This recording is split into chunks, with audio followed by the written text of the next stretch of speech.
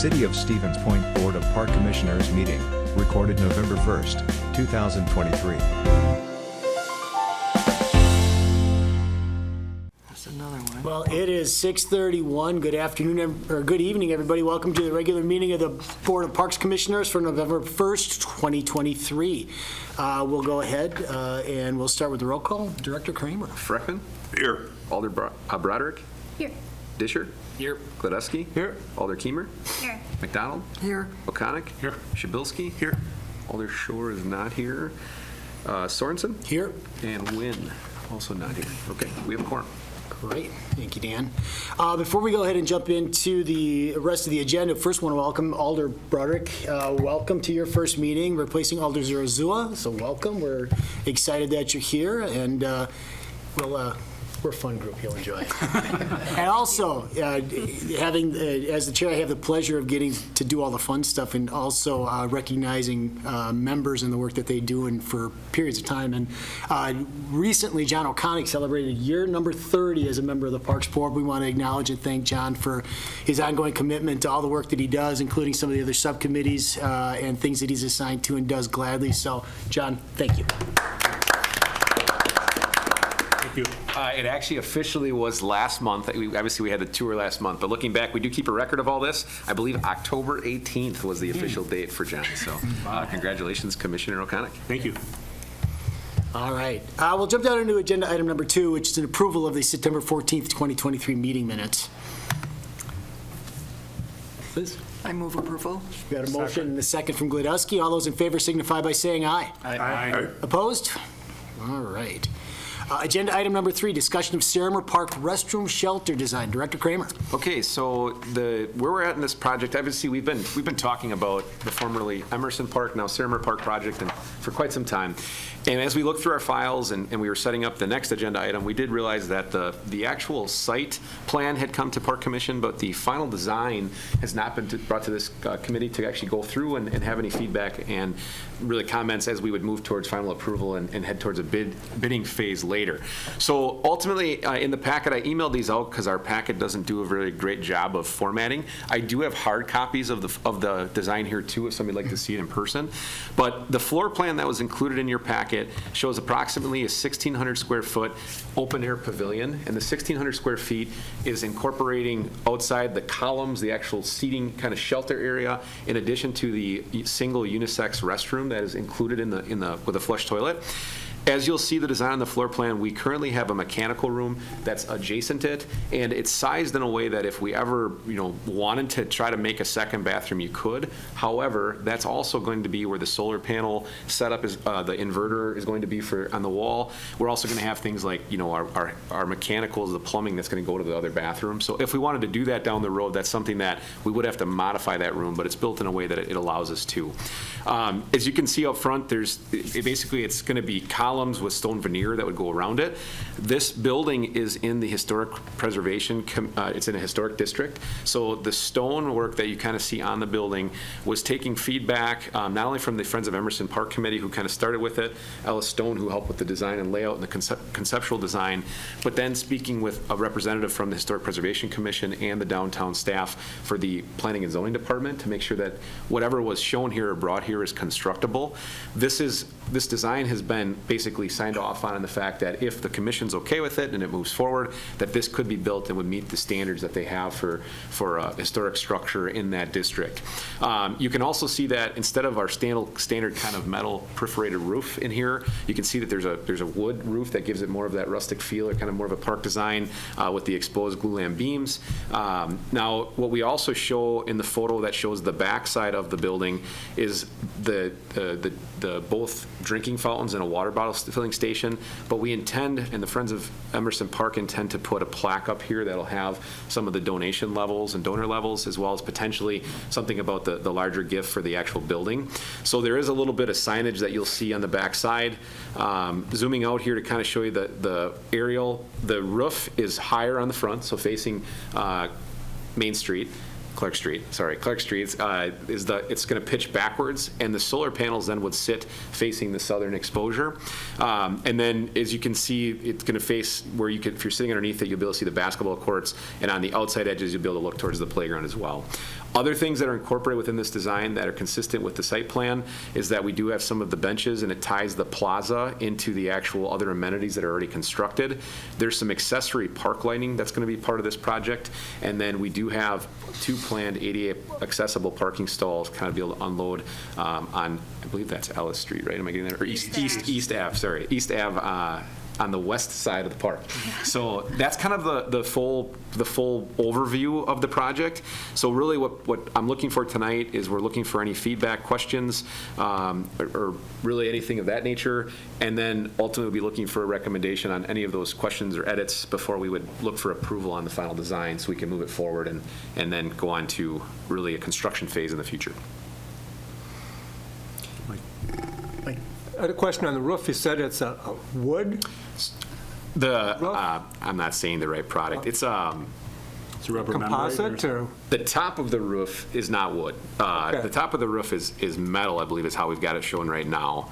I'm talking about the underside of the roof here. Okay. So if you look underneath the front, instead of having, if you go to some of our other shelters, we have, this is almost similar to Mead, actually. If you go underneath Mead's pavilion, we have that pressure-treated wood in the ceiling. This has the wood underneath the ceiling side instead of metal underneath, is what I was Okay. talking about. What's going to be the maintenance on that kind of material, Dan? So what we're told is that you can actually take a board out itself if you have to replace it. So if there's something that would happen to it, otherwise there's product that you can use a pump sprayer to apply to it after they stand and first install it.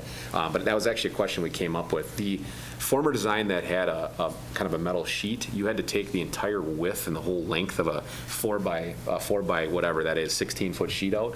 This will allow us to actually do a smaller board section if we need to. Okay. That was one of the things we talked quite a bit about actually when we got into that phase of it. Sean? You mentioned on the backside the plaques and potentially recognizing donors, stuff like that. I remember back from a few meetings ago, we were talking about incorporating historical information about Emerson School, stuff like that. Is that where that's going to go as well? So that final location is still being evaluated, but what was actually being talked about, I think it's okay to mention it, is over in this location when you'd enter the park, there's talk, and we're reviewing, the committee's reviewing doing something actually more elaborate for Emerson. Okay. And it's talked about being right over here in this location, so as you walk in the park, it's one of the first things that kind of caught your attention. So this sign would be more about the capital campaign, Yeah. but it looks like it's going to be right over here as you enter, kind of on the south side of the basketball court. Cool. So to follow up to Sean's question, then Dan, is that almost going to look like a gateway into the park then when it's done? So I think where we've gotten so far is there was a stone remnant that was left over that's not tied to a building but tied to more of a class that has been acquired. We brought it back and we've got it to the park shop, and there's been conversations with a couple different entities and the Friends of Emerson about how does that get incorporated and something else be done with some signage. So I don't know if gateway would be the right phrase, but I think it could be a focal point as you'd walk in. But it's early enough on that there's some creative liberties of those that are on those partners that they're talking to say, hey, what do you kind of think too? So I don't want to rule out the gateway part because it could somehow go that direction, but it could also be something that has maybe a couple panels on it and some of that maybe that stone and some other elements with some historical information too. And that, as we remember, that'll come back here when we get more teeth to it. Yeah, Ginger. Yeah, I mean, just speaking kind of off the cuff, I kind of more see that East Ave playground entrance is more of like an informal neighborhood entrance where a lot of the people who are coming on foot or bicycle are going to come in that way, and that this sort of grand view that you see from Clark Street is kind of the more formal side. But I think it was important that we wanted to separate sort of the historical Emerson piece from recognizing the donor and kind of give each their due. And so it just seemed better to kind of have that plaque on the shelter wall be for the overall project, and then kind of in a separate spot have, just all of the focus on the historical piece and the importance of that parcel. Sure. Right. Bob? I like the idea that we have a lot of space that has been covered with those pillars, the roof, and the concrete or whatever the hardscape is there. The fact that, and I've seen this so often in my extended life, where the original idea, okay, this is just fine, but as time goes by, you realize you need something else. You wish you had something else, and it's nice to be able to fit it into an existing structure rather than having tear something out, tear something up. So I think that the nice thing about this is that it gives that opportunity here as we see we need to do something else. So there are other I thoughts? should Dan? mention one more thing too, just so everyone knows too, the rendering is kind of the best ability, but as the stone is acquired, know that shade could be slightly different, so just keep that in mind. One other thing I would mention is that with the solar, we're trying to get fiber to the park to allow remote, basically remote tracking, so you can actually see like what the solar is doing at the same time. And if we're able to do that, we'll be able to put cameras here too then, and potentially Wi-Fi. So those are three things that the city kind of IT department's working with us on. So there's a couple other elements that aren't tied to physical design. I just wanted to mention that will be part of this as well. What about the possibility of putting some gardens in, like we did at Cache? Any possibility? Do we have problems with the? You mean the like? I know we've added perennials. I guess this looks nice. I'm not looking to do anything to increase maintenance, but what about the gardeners that take care of the gardens and the parks right now? So I can tell you that Cache specifically at one time was completely done by the master gardeners. Then they did step away. Now there's been somebody active again. Could it be done? Certainly. There is a garden on the front, the front corner that there's some volunteers that handle. The biggest thing with some of that is we have historically, the forestry department has taken planter beds out in many locations in the parks because our experience has been someone is very, they're all about it, they get it done, they put it in, and then over time they kind of lose interest, and then it becomes a competing issue for staff. So I think it could be done, but based on the current design, I wouldn't tie that to the building design right now. I have a question. Winter maintenance, is that going to be cleared to a way that someone that's over on the skate, on the sheet of ice in the park would be able to use that to put skates on or relax? So will that be maintained in the wintertime then, Dan? We will winterize the building. It's a 3-season building, but yes, we envision, because the skating rink is over on the other side, that we'll end up probably plowing a walk path through that and having access, rather than putting like seating benches out in the green space where the ice rink is. They're probably going to want to sit underneath there and put their skates on. It's exactly right. Okay. And also, the only thing that we won't know is how cold it is under that building, because if there's no sun there, what kind of snow is going to build up underneath there. So we'll envision some of that as we get through it. But yeah, I envision most people probably sitting underneath there if they're having a hot chocolate as their child's skating. Okay. Any other questions or feedback? I guess then, do we need to take action on the concept at this point, or is this strictly feedback to go back to the group with? Yeah, so what we clarify. were looking for tonight was really any feedback or anything possible change-wise, or if there's anybody that thought, hey, this is something we want you to look into, and then the intention was to bring it back for formal approval next month. Okay. Where are the garbage cans? Our carts, well, right now they're on the south side of the court, but we'll end up having several here. Okay.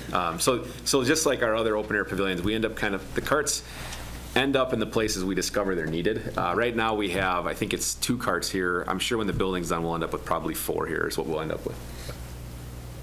Great. Any other feedback for Dan to take back to the group? And then again, where the expectation is we will be coming back to approve a design just in December at our meeting then. Correct, yep. Excellent. Yeah.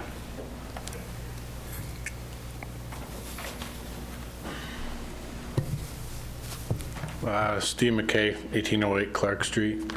Dan just mentioned that we may be plowing that in the winter. Just for us, the parks workers, it'd be nice if that was wide enough, the sidewalk, that we could actually get equipment on. That's it. Great. Steve. All right, more to come on this. And again, we'll be prepared to take action on this next month then. All right, agenda item number 4, the memorandum of understanding for the construction of the open-air shelter and everything else that's in that agenda item. Okay, so ultimately, this project is a little unique in the fact, it's like a lot of projects that we do have the Friends of Emerson Park who are our partner on it.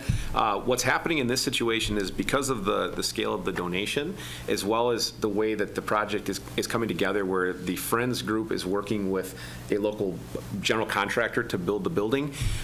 How we're packaging this project together, rather than the money going from the foundation into the city's hands, and then like the formal public bidding process that we do that can sometimes take quite a bit longer.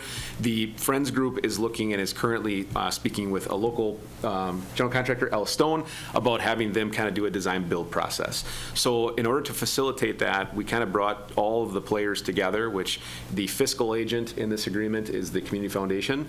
The, I'll call it acting project kind of manager, responsible contractor, the contract will be with the Friends of Emerson. The property owner is the city, who will ultimately end up with the building, and then the contractor would be Ellis. What this does is it binds the four parties together to say there's a project, we all know what the project is, and gives the authorization for the Friends to engage in that contract and build it on the city property. It allows the city to have input on things like the permit process, what the design ends up being. It allows us to facilitate really the reviews and approvals necessary to build it. But then it authorizes them to have a separate contract, which the city is not a party to actually build it. And the city attorney has reviewed this on behalf of the city and made sure that it's legal and okay that we go about this process. Really what this does is it allows the city not to do the public bidding and bid bond process that we normally do for anything over $25,000, and it allows the Friends to kind of act as a private entity that they are and go right to kind of the contractor and work out the price of it. So really a couple things here. As you can imagine, with four parties, you have really four legal entities that are involved. So I would call this over 95% ready, and we think we're pretty well set, but there could be a small tweak that could come, whether it be language about, like one of the lines talks about the city having authority to do some of the design and approve of change orders and contracts. We're likely going to explore going to maybe the Friends and the city mutually working through that piece of it. So what I'm looking for, if there's on this agreement, would be recommendation of approval to the council with the ability for staff to make any minor edits that might come up from the four legal representatives that are involved. What'll happen here is if this body approves it, it moves on to council on the 20th, then following it, we would sign this, all four parties would, once the building contract elements that the Friends and Ellis are working through and the foundation, when everyone's comfortable, both documents will be done, but the city's part is really just this one. There's certainly more information here, but if you read through it, it basically says there's a building being built, there's the accessory park lighting, we have that off-street parking. It talks about basically the fiscal impact of that responsibility kind of transfers to that donation, and that the city's going to allow it, that we're going to own it when it's done, and then we'll continue to maintain it. If I missed anything, feel free to add. And I can also answer any questions if there is on the specifics. I'll motion to approve and then let the city make minor adjustments as needed in the wording. So we have a motion to accept it with those, and a second by Sean Chabilsky. So motion by Dishers, second by Chabilsky. Is there any further discussion, comments, or questions? All right, hearing none, all those in favor of the motion signify by saying aye. Aye. Opposed? All right. Thanks, Dan. Excellent. All right, let's move down to agenda item number 5, and that is 2024 fees and charges for the Parks, Rec, and Forestry Department. Okay, so first off, I did hand out a new schedule to everyone. It should be in front of your seat. I made an error on the one that's in the packet in which I didn't adjust the 26 prices to what we proposed for the increases for 25, or the placeholders.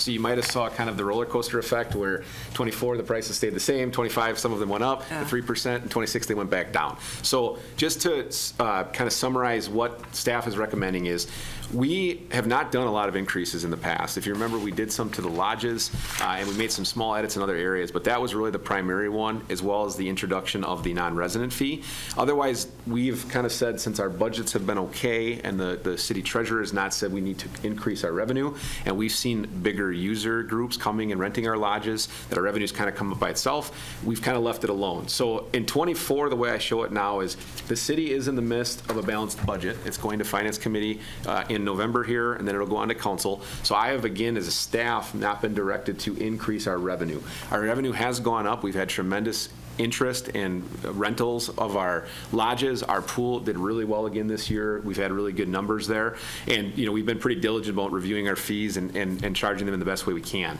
So what I show in '24 is one major change, and that's that we do have some of our fees tied to actual labor costs. So for example, when you look at the turf, now our turf agreements that we just did, if you remember last year with our user groups for 15 years, are locked in. But if we get a call for somebody for neutral site game, or we get a call from a neighboring community, which comes up frequently, or even like the semi-pro team that was playing here, we have to give them a rate. And they're based on things of how many hours they're renting the field, how many hours the staff member has to be there, and then on that staff member's wage. So I can tell the Park Commission that currently the city just did a new pay plan, so some positions changed wage and grade. And additionally, right now, it's proposed that a 6.26% COLA would be incorporated into the budget. So what does that mean? It means that all the employees that are working these activities are obviously going to make more money next year.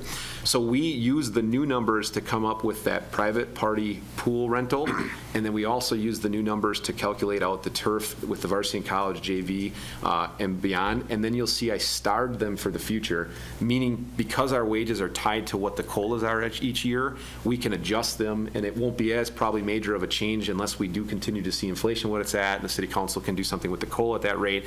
But essentially, based on whatever happens with the city's wage plan, we can adjust that.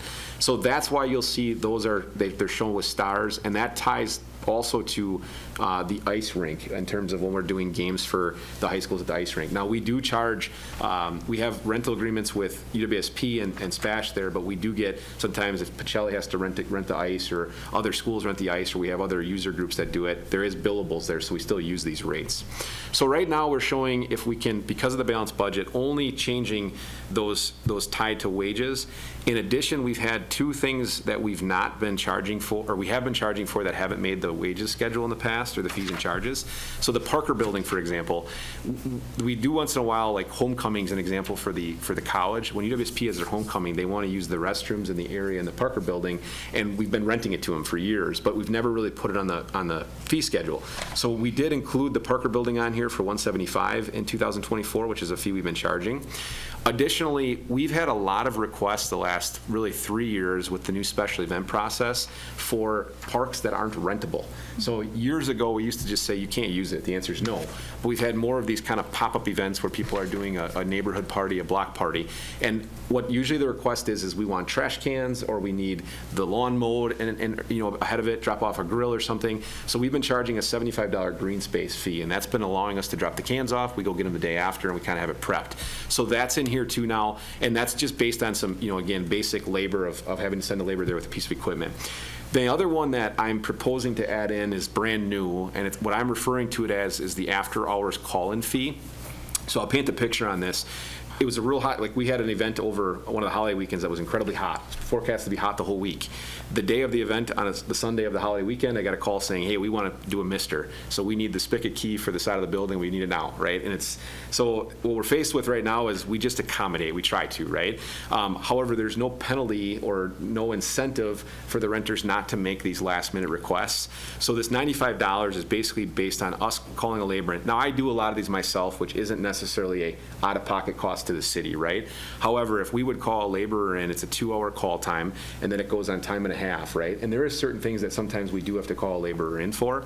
So the $95 is, again, just using kind of that 2 hours of call time and having it set up where if it's an optional request, we can say, sure, we can accommodate that, but it's $95 for something. This also comes up with key rentals, believe it or not. People prepay their lodges. They actually get an email the Wednesday of, and a phone call the Friday morning before saying, come get your key because the building closes. And we used to have lots of these happen. We're down to probably 5 a year, but believe it or not, we still have people who say a cousin rented it for them and it's a wedding or something and somebody else is in charge of picking the key out. So again, what happens is they call dispatch calls me, and most of the time I'm here, so I'll burn in and take care of it. But we have really, again, no penalty, and it's this awkward kind of tug of war of, and sometimes it's like, come now, right? They want us to be here now. So I'm looking to put this fee in so we can just tell people, if you don't make it by that time, it is a $95 fee. We can accommodate for you after hours, but that people are a little bit more cognizant. I still believe we're going to use that fee sometimes, and people are going to ignore it, but it'll be a little bit additional revenue that goes into the Parks Department for those type of things. Also, if a maintenance staff person is out of the office, we can also call somebody in, and it covers their wages for that too. So that's shown in the 2024 and beyond fee. I also show that starred because as wages increase, that fee would go up with it.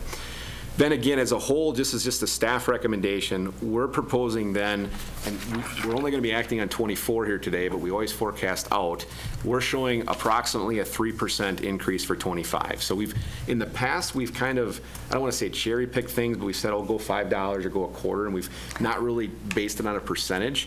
I'm not saying we have to do it as a percentage, but for my math and to make it easy when we were configuring things, what we show here is basically 3%, except on some of the stuff that's, say, a daily pass that was $3. Instead of being $3.10, we went to $3.25. And then we also have those ones that are tied to wages. They might be more if wages go up more than that.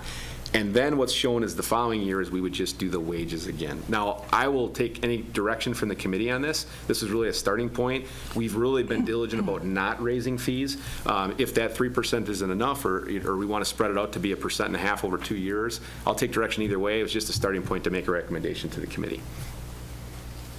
I had a question. There's where did I see that? It said like state and conference under turf and track rental. Why is that blank? Oh, yeah. Okay, so when the turf went in 2008, there was a rate for our local partners, and then if the WIAA called and said, we want to host a neutral site game, we charged a bigger fee of $1,500. And it goes back to the days we had grass, I guess, because a lot of times there's a bunch of extra prep, and it kind of carried forward. What we talked about internally is we have the laborers figured in with the hourly rentals on the field too. So it doesn't seem advantageous to charge more, make it less attractive to bring a game here. We're also, the only way we get neutral site games is if Spash or Pacelli will act as the home agent. So we blanked that out because our varsity and college rates would be what we would use. They would get the same rate as Spash would or Pacelli exactly. would. Is that competitive with what other guys around here are charging for the fields for those tournaments? It's actually more because of what happens when a school owns the field is they don't charge a fee. So they'll take the game from the WIA, and the way I understand it is they basically sell tickets, they pay their staff, and the WIA gets a cut of the tickets, and the school gets to keep the rest. So the less expensive the field, if the school owns it, like when there's no fee, they get to take all that as profit. In our situation, what we try to do is basically we say, here's our fee, and if for some reason it would rain and they couldn't cover it, then we work it out so that the school doesn't lose money on it. Okay. The other thing that hurts us now is there's so many turf fields around us. Years ago, we were the only game in town. Now they can go anywhere with turf, so we don't get as many. This year, I've not heard that we're bidding on any either, and that's dependent on the schools that would get that. John? I guess for 25, the idea, like you said, with the percentage, I think I'd rather round them up. So instead of 113, 115, whatever the percentage is. Okay. Seems foolish with that. The other thing we've talked about is lodge rentals in the past. I think you brought, maybe a year or two ago, you brought comparisons, and at that time we were, I thought, under all the other ones. That's why we came up with the non-resident fee.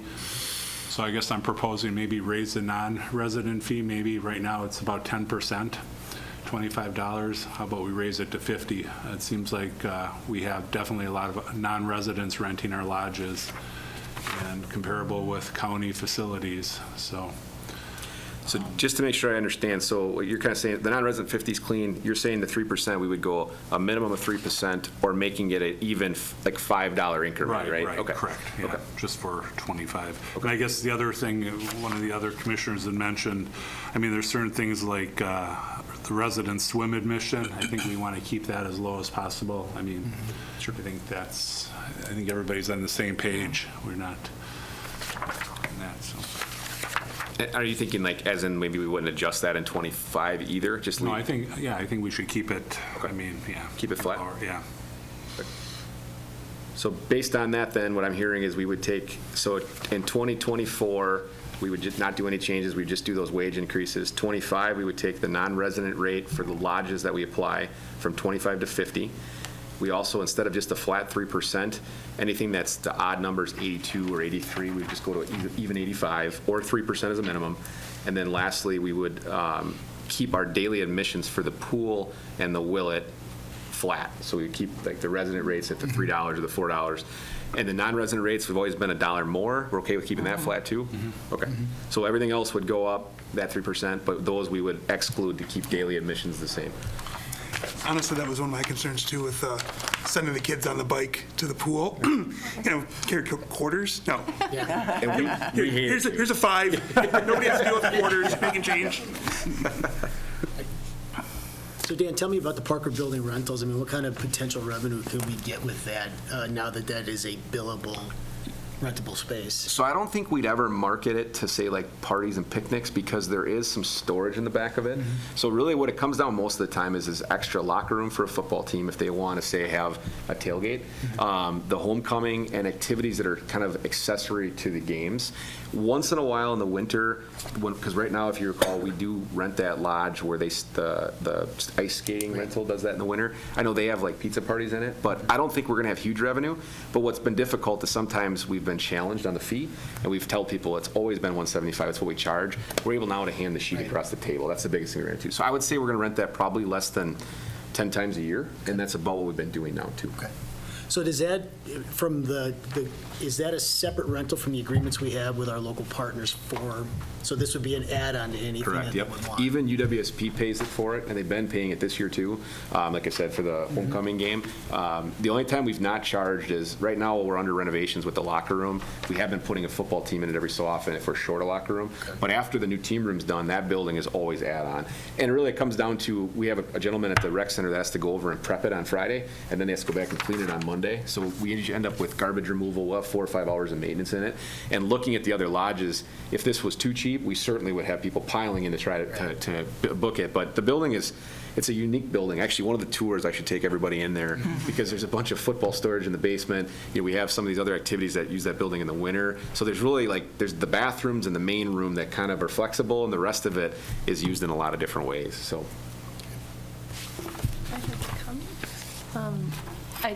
I'm just looking at this after-hours call-in fee, and I definitely appreciate the concept of it being like a dissuading measure to get people to not make these requests because it's sort of disrespectful to yours and the staff's time.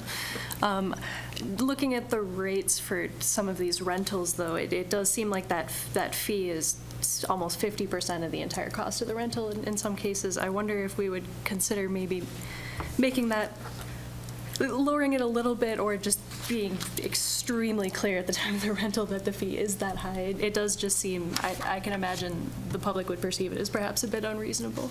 Sure.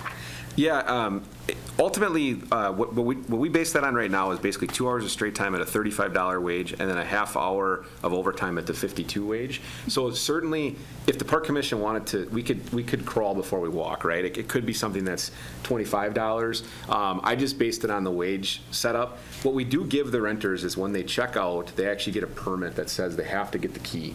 And then additionally, Emily in our office on Wednesday morning emails them to their account saying you must come and pick your key up by 3:30 on Friday, and then they actually get a phone call on Friday morning saying, hey, we haven't heard from you, come get the key. So you're right, it is almost, it's more than 30%, I think, of what some of those building rentals are.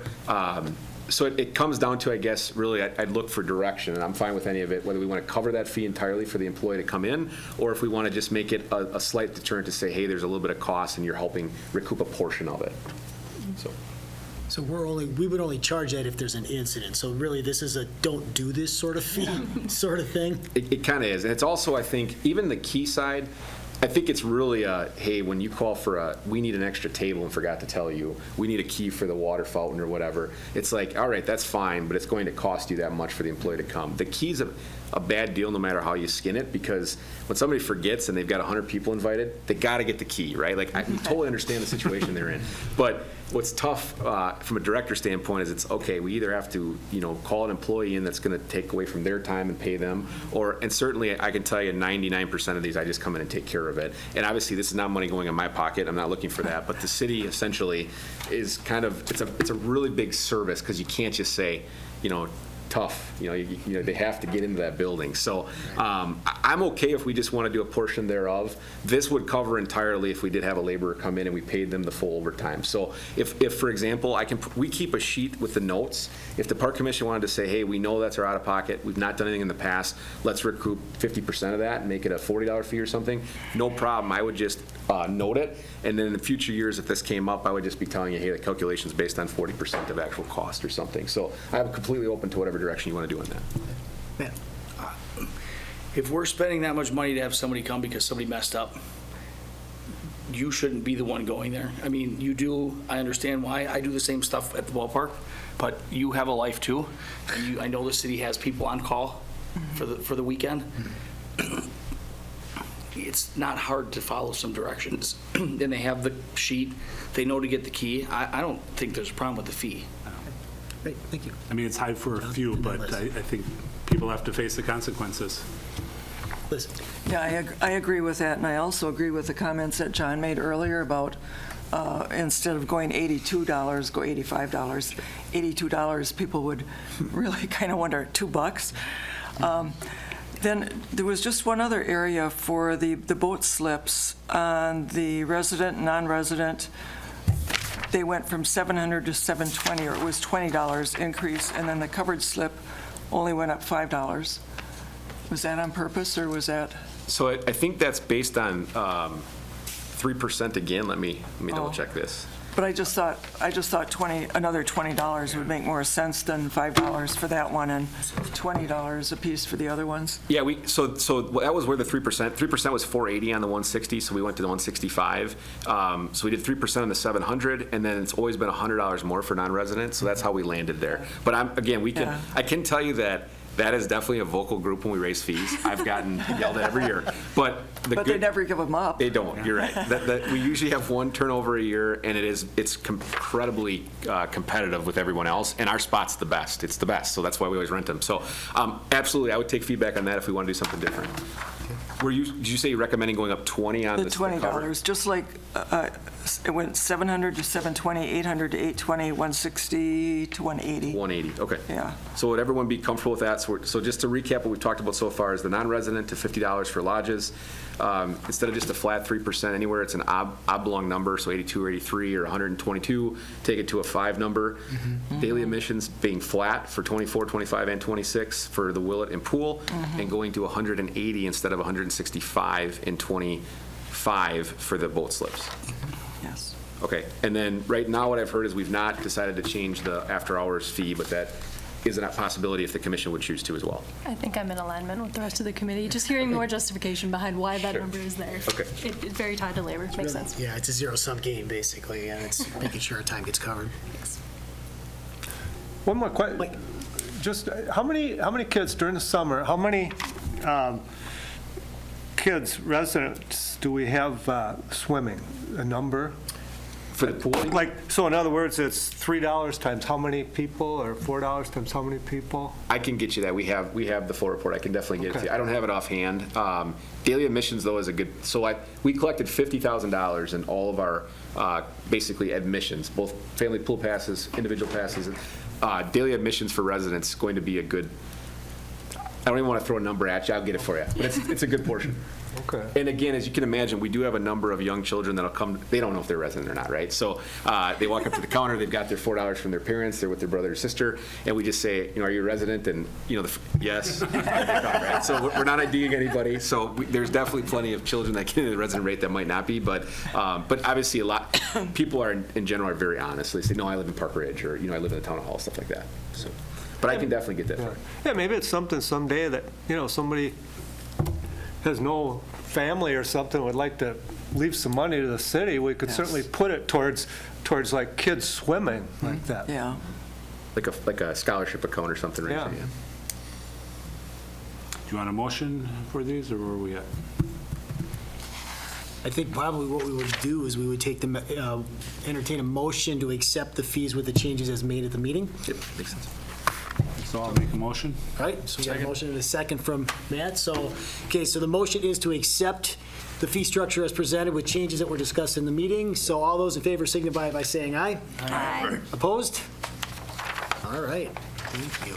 Agenda item number 6, director's report. We'll give you a second to get caught up. I get to bring my dog to the meeting.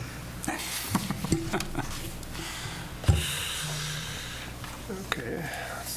All right. I have a couple things here. So we already talked about the 30-year anniversary. So the first thing I have is on the KB Willett and Gerke project update. So as you drive by that, as you can see, the building is now up, and we're really making some progress. I do want to let you know, you remember that we had part of the press box in as that project. We hope to re-facade it, and also we need to replace the roof.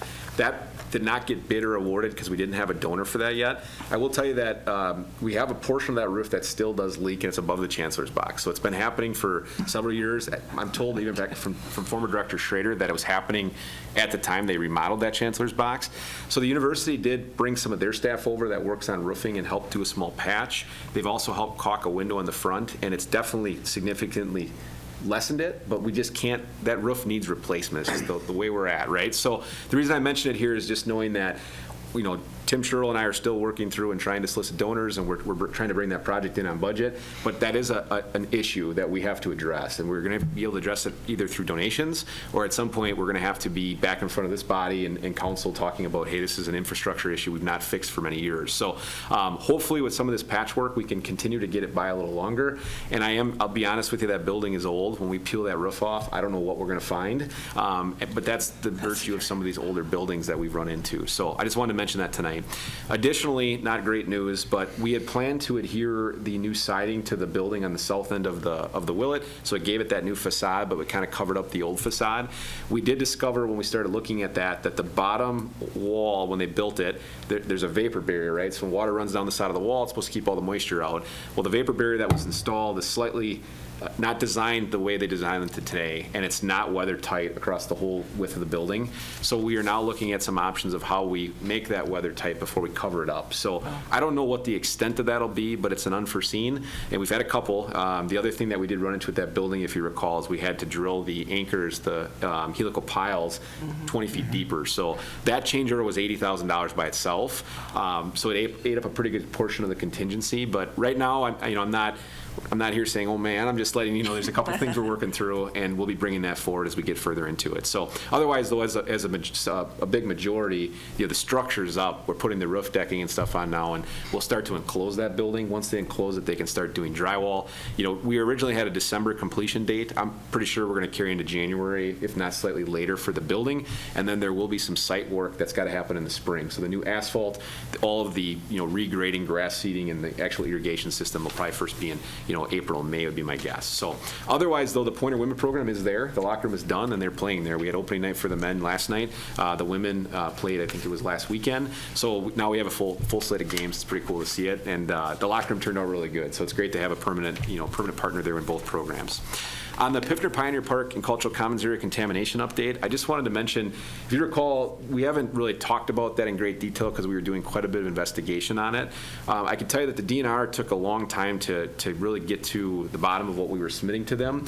Where we're at right now is they assigned it to a gentleman who actually came on site, which is what we were looking for, and met with us and Stantec, who's been going through some of the testing, and we got fairly good news. Essentially, they said, we're done having to test anymore, that the extent of what we had submitted for samples and things was adequate for the area.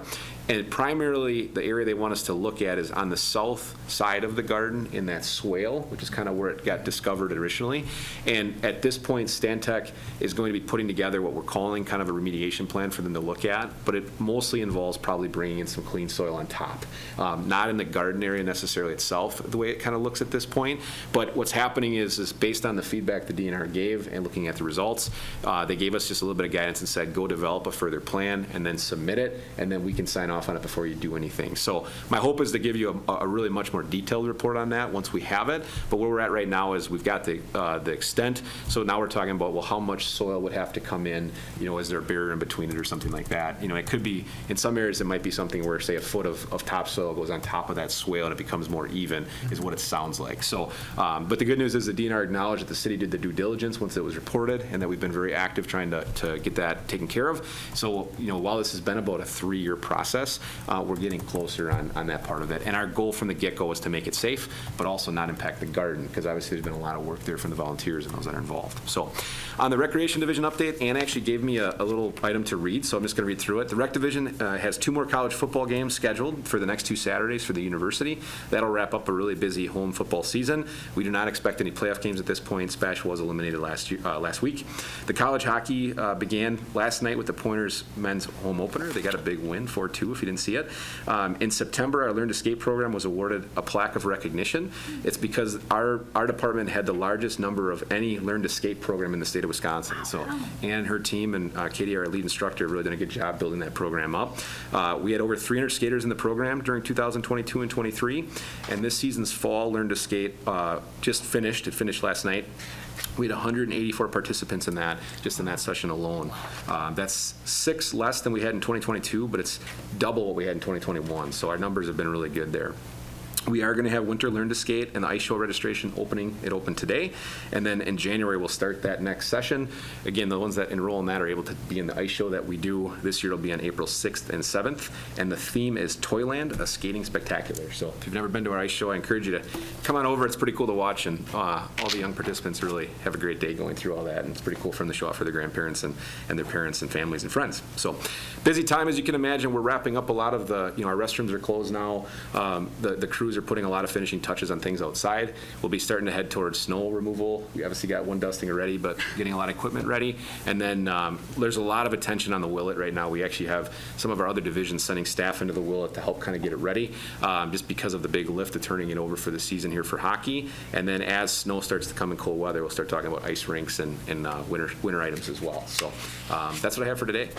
Great. Questions for Dan? All right, always a lot of stuff going on. It's always exciting to hear those updates. All right, agenda item number 7. We will be moving into closed session. It will require a roll call vote, and it's specifically pursuant to Wisconsin Statute 19.85, and we're going to be deliberating on the potential purchase of a piece of property. So I think, Dan, probably next step is to call the rolls. So we need a motion first. We need a motion first. That would really be helpful. Yep. I will make a motion to adjourn into Motion closed and then session. second by O'Conick. So we have a motion and a second to adjourn into closed session. I guess, Director Kramer, would you mind calling the roll call, You please? bet. Alder Broderick? Here. Freckman? Here. Disher? Here. Ledusky? Here. Alder Keemer? Aye. McDonald? Here. O'Conick? Here. Shabilsky? Aye. Sorensen? Aye. All right, we will go into closed session. So.